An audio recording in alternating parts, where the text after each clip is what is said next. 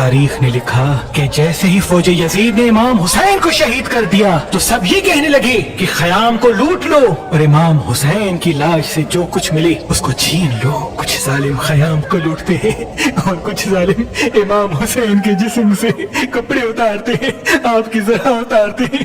جب ظالموں نے تمام سامان کو لوٹ لیا تو اتنی میں ایک ظالم امام حسین کے جسم کے قریب آتا ہے اور امام حسین کے ہاتھ میں پہنی ہوئی انگوٹھی کو دیکھتا ہے۔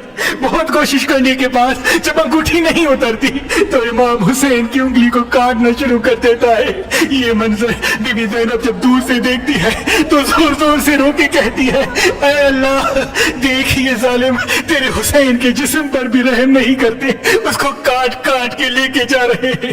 پھر امام حسین کی لاش کو پامال کیا جاتا ہے۔ تاریخ نے لکھا امام حسین کی جسم پر گھوڑوں کو اس طرح سے دوڑایا جاتا ہے کہ امام حسین کا پورا جسم پامال ہو جاتا ہے۔ آپ کے جسم کی ہڈیاں الگ ہونا شروع ہو جاتی ہے، آپ کے جسم کا گوشت زمین کربلا میں بکھر جاتا ہے، آپ کا سینہ پشت ایک ساتھ ہو جاتا ہے۔ فوج یزید جھومتی جاتی ہے، آل محمد روتی رہتی ہے، آل محمد روتی رہتی ہے، آل محمد روتی رہتی ہے۔